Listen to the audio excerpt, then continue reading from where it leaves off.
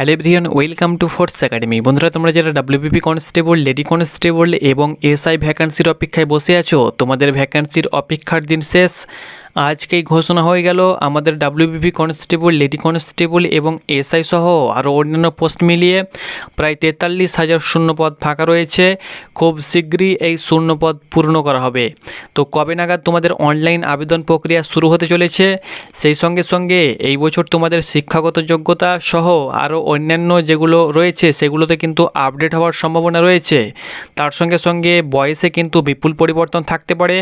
বয়সে কিন্তু 5 বছর করে কিন্তু ছাড় দেওয়ার সম্ভাবনা রয়েছে, যেহেতু এজ রিল্যাক্সেশনের ওপরে আমাদের মাননীয় মুখ্যমন্ত্রী জানিয়ে দিয়েছে যে 2 বছর 5 বছর করে কিন্তু ছাড় দেওয়া হবে। অর্থাৎ আগামী 2 বছর যে সমস্ত ভ্যাকান্সিগুলো বার হবে সেই সমস্ত ভ্যাকান্সিতে তোমরা কিন্তু 5 বছর করে বয়সে ছাড় পেয়ে যাবে। তো এই ভিডিওর মাধ্যমে আমি তোমাদেরকে জানিয়ে দেব যে 43,000 শূন্যপদ অ্যানাউন্সমেন্ট হয়েছে আজকেই। এই 43,000 শূন্যপদের আবেদন প্রক্রিয়া কবে নাগাদ শুরু হতে পারে, তার সঙ্গে সঙ্গে তোমাদেরকে বলে দেব ডাব্লিউবিপি কনস্টেবল এবং লেডি কনস্টেবলে যেতে হলে কতটা উচ্চতা প্রয়োজন, কত কিলোমিটার তোমাদেরকে রানিং করতে হবে এবং ছেলেদের জন্য বুকের ছাতি কত সেন্টিমিটার প্রয়োজন। তার সঙ্গে সঙ্গে মেল এবং ফিমেল উভয়ের ক্ষেত্রে ওজন কত কেজি হতে হবে, সম্পূর্ণ তথ্য ভিডিওর মাধ্যমে জানিয়ে দেব। তো অবশ্যই তোমরা ভিডিওটি শেষ পর্যন্ত দেখো। যদি তুমি ডাব্লিউবিপি পুলিশ হতে চাও তাহলে, অর্থাৎ লেডি কনস্টেবল হতে চাও তাহলে, সেই সঙ্গে সঙ্গে ডাব্লিউবিপি এসআই এর কবে নাগাদ ভ্যাকান্সি বার হতে পারে তার আপডেট কিন্তু ভিডিওর মাধ্যমে পেয়ে যাবে। তো চলো বন্ধুরা, আজকের ভিডিওটি শুরু করা যাক। তার আগে তোমাদের কাছে ছোট্ট একটি রিকোয়েস্ট, যদি এই চ্যানেলে নতুন দর্শক হয়ে থাকো অবশ্যই চ্যানেলটাকে সাবস্ক্রাইব করে পাশেই থাকো। তো চলো আজকের ভিডিওটি শুরু করা যাক। তো বন্ধুরা, তোমরা অন দ্য স্ক্রিন দেখতে পাচ্ছ, এটি হলো 2024 সালের full notification WBP constable and lady কনস্টেবলের ফুল নোটিফিকেশান।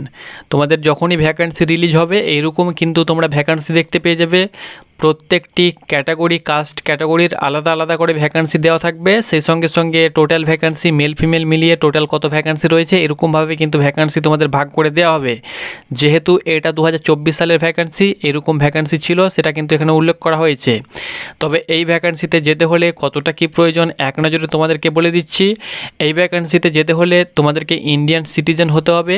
এজ লিমিট তোমাদের তখন ছিল 18 থেকে 30 বছর। তবে এই বছর যেহেতু বয়সে ছাড় দেওয়া হয়েছে সেহেতু জেনারেলের ক্ষেত্রে 18 থেকে 35 বছর বয়স হতে হবে। এসসি এসটি হয়ে থাকলে আরও 5 বছর এবং ওবিসি প্রার্থী হয়ে থাকলে 3 বছর কিন্তু আরও এক্সট্রা বয়সে ছাড় পেয়ে যাবে। তাছাড়া যারা সিভিক ভলেন্টিয়ার্স রয়েছে, ভিলেজ পুলিশ রয়েছে, তাদের জন্যও কিন্তু 5 বছর এজ রিল্যাক্সেশন কিন্তু থাকতে চলেছে। 1/1/2024 হিসাবে কিন্তু এর আগের যখন ভ্যাকান্সি ছিল তখন কিন্তু বয়স নেওয়া হয়েছিল। এই বছর তোমাদের যদি ভ্যাকান্সি বার হয় তাহলে 1/1/2026 হিসাবে কিন্তু তোমাদের বয়সটা নেওয়া হবে। এবার যদি আমি কোয়ালিফিকেশনের কথা বলি তাহলে এই ভ্যাকান্সিতে যেতে হলে মিনিমাম তোমাদের মাধ্যমিক পাস হলেই তুমি কিন্তু আবেদন করতে পারবে। যে কোনো বোর্ড থেকে মাধ্যমিক পাস হলেই তুমি কিন্তু কনস্টেবল এবং লেডি কনস্টেবলের জন্য তুমি কিন্তু আবেদন করতে পারবে। তাছাড়াও তুমি যদি এসআইয়ে যেতে চাও সেক্ষেত্রে কিন্তু তোমাকে গ্র্যাজুয়েট হতে হবে, অর্থাৎ ডিগ্রি পাস হয়ে থাকলে তুমি কিন্তু এসআইয়ের জন্য এলিজিবল আবেদন করতে পারবে। এবার দেখো, এই ভ্যাকান্সিতে যেতে হলে তোমাদের হাইট কতটা লাগবে অনেকে কিন্তু কমেন্ট করে থাকে, সেটারও আপডেট দিয়ে দিচ্ছি। এখনও কিন্তু কোনো প্রকার পরিবর্তন করা হয়নি, এটাই কিন্তু রয়েছে। যদি তোমাদের পরিবর্তন করা হয় আমি তোমাদেরকে জানিয়ে দেব। তবে দেখতে পাচ্ছ কনস্টেবল এবং লেডি কনস্টেবলের ক্ষেত্রে হাইট কতটা লাগবে। ছেলেদের ক্ষেত্রে ক্যান্ডিডেট ফর অল ক্যাটাগরিজ, অর্থাৎ other than Gorkha, Garhwali, Rajbanshi and schedule tribe, অর্থাৎ গোর্খা যদি হয়ে থাকো, গারোয়ালি হয়ে থাকো, রাজবংশী হয়ে থাকো এবং তুমি যদি এসটি হয়ে থাকো, তোমাদেরকে বাদ দিয়ে বাকি যত রয়েছে ওবিসি, ইডাব্লিউএস, জেনারেল, সকলের ক্ষেত্রে 167 সেন্টিমিটার, মেলের ক্ষেত্রে হাইট হতে হবে মিনিমাম এবং ওজন হতে হবে 57 কেজি, 78 নর্মাল চেস্ট এবং 5 সেন্টিমিটার ফুলিয়ে 83 সেন্টিমিটার করতে হবে। আর তুমি যদি গোর্খা হয়ে থাকো, গারোয়ালি হয়ে থাকো, রাজবংশী হয়ে থাকো এবং শিডিউল ট্রাইব হয়ে থাকো সেক্ষেত্রে 160 সেন্টিমিটার তোমার উচ্চতা হতে হবে, 53 কেজি ওজন লাগবে, 76 নর্মাল চেস্ট লাগবে এবং 5 সেন্টিমিটার ফুলিয়ে তোমাকে 81 সেন্টিমিটার করতে হবে। অর্থাৎ যারা গোর্খা, গারোয়ালি, রাজবংশী এবং এসটি তাদের ক্ষেত্রে হাইট, ওজন এবং বুকের ছাতি অর্থাৎ চেস্টে কিন্তু ছাড় রয়েছে। বাকি কাউরির কিন্তু কোনো প্রকার ছাড় নেই। আর তুমি যদি ফিমেল হয়ে থাকো সেক্ষেত্রে ক্যান্ডিডেটস অফ অল ক্যাটাগরিজ অর্থাৎ সকলের জন্য 160 সেন্টিমিটার 49 কেজি ওজন লাগবে। গোর্খা, গাড়োয়ালি, রাজবংশী এবং শিডিউল ট্রাইব হলে 152 সেন্টিমিটার উচ্চতা হতে হবে এবং 45 কেজি কিন্তু ওজন থাকতে হবে। যারা থার্ড জেন্ডার রয়েছে তাদের ক্ষেত্রে অল ক্যাটাগরির ক্ষেত্রে 163 সেন্টিমিটার উচ্চতা হতে হবে, 52 কেজি কিন্তু ওজন হতে হবে। গোর্খা, গালওয়ারি, রাজবংশী এবং শিডিউল ট্রাইব থার্ড জেন্ডারের ক্ষেত্রে 155 উচ্চতা হতে হবে এবং 48 কেজি ওজন হতে হবে। মেয়েদের ক্ষেত্রে চেস্টের কোনো কড়াকড়ি নেই, অর্থাৎ এগুলো তো তোমরা সকলে জানো, বলার কিছু নেই।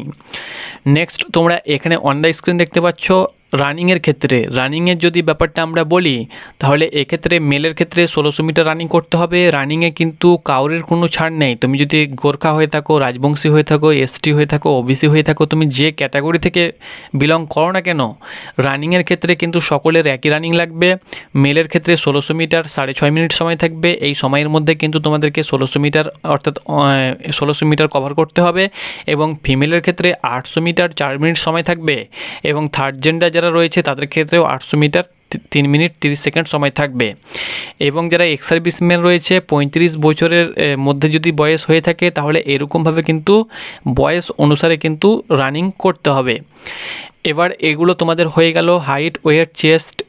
তার সঙ্গে সঙ্গে তোমাদের যে ক্রাইটেরিয়াগুলো ছিল পিইটি, পিএমটি সেগুলো আমি বলে দিলাম।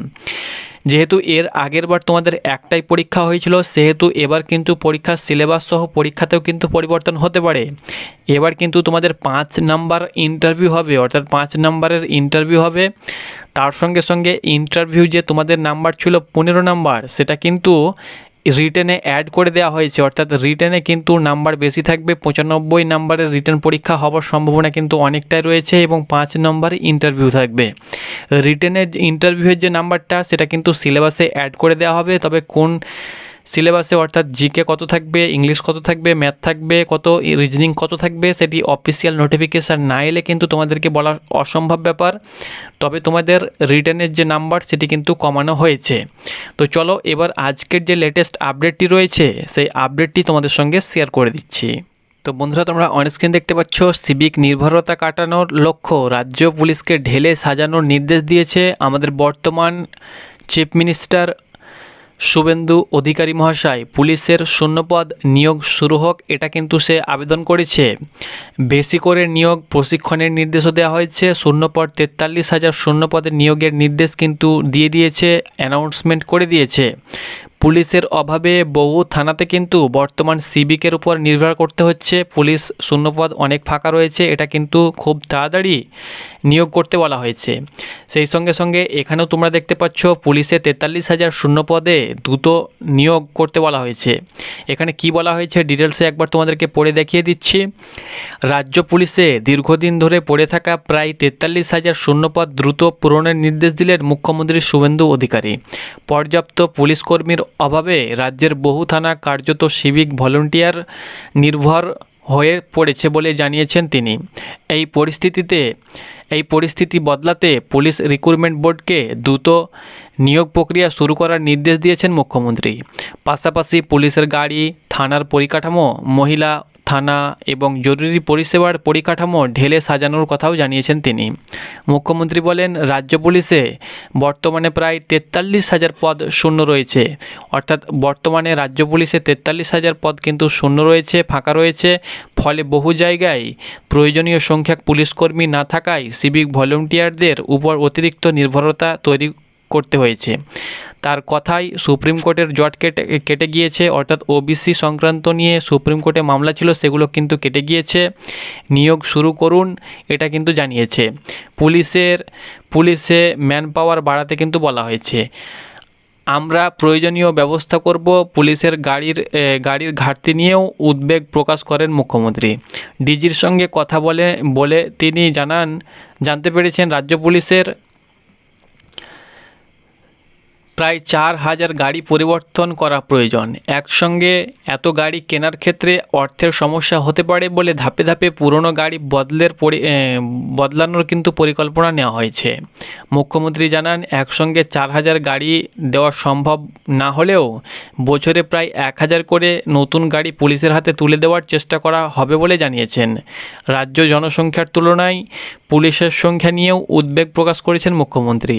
তার দেওয়া হিসাব অনুযায়ী প্রতি 1 লক্ষ মানুষের নিরাপত্তার জন্য পশ্চিমবঙ্গে বর্তমান প্রায় 106 জন পুলিশকর্মী রয়েছে, যেখানে এই সংখ্যা বাড়িয়ে অন্তত 200 করার লক্ষ্য নেওয়া হয়েছে। সেই লক্ষ্য পূরণে বর্তমান শূন্যপদ পূরণের পাশাপাশি ভবিষ্যতে আরও পুলিশকর্মী নিয়োগের প্রয়োজন হতে পারে বলে কিন্তু সে জানিয়েছে।